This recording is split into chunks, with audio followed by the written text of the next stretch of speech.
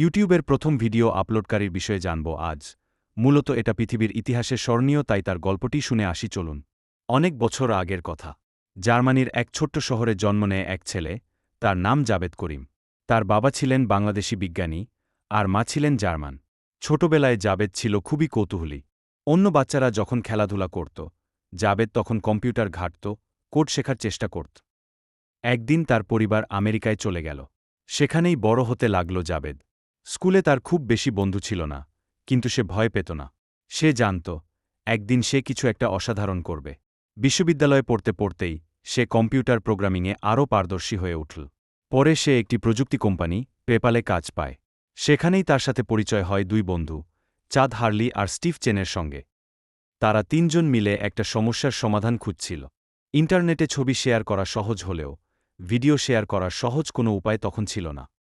তখনই জাবেদ বলল, ভাবো তো, যদি এমন একটা ওয়েবসাইট থাকত যেখানে সবাই নিজের ভিডিও সহজে আপলোড করতে পারত। বন্ধুরা চমকে গেল। এটাই তো হওয়া উচিত ছিল। এই ভাবনা থেকেই জন্ম নেয় ইউটিউব। 2005 সালের একদিন জাবেদ করিম ইউটিউবে প্রথম ভিডিওটি আপলোড করেন। ভিডিওটির নাম ছিল মিট অ্যাট দ্য জু। সেখানে সে সান ডিয়েগোর চিড়িয়াখানায় দাঁড়িয়ে হাতিদের সম্পর্কে কথা বলছিল।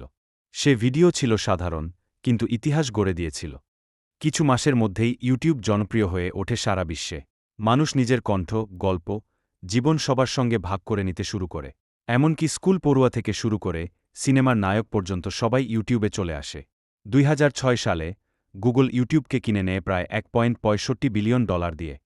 জাবেদের সেই ছোট্ট আইডিয়া বদলে দিয়েছিল পৃথিবীকে। গল্পের শিক্ষা। একটি সাধারণ ভাবনা যদি সময়মতো নেওয়া যায়, তাও হতে পারে ইতিহাসের অংশ। আসুন দেখা যাক সেই ভিডিওতে কি এমন রহস্য ছিল। Alright, so here we are in front of the elephants. Cool thing about these guys is that they have really, really long fronts, and that's cool. And that's pretty much all there is to say.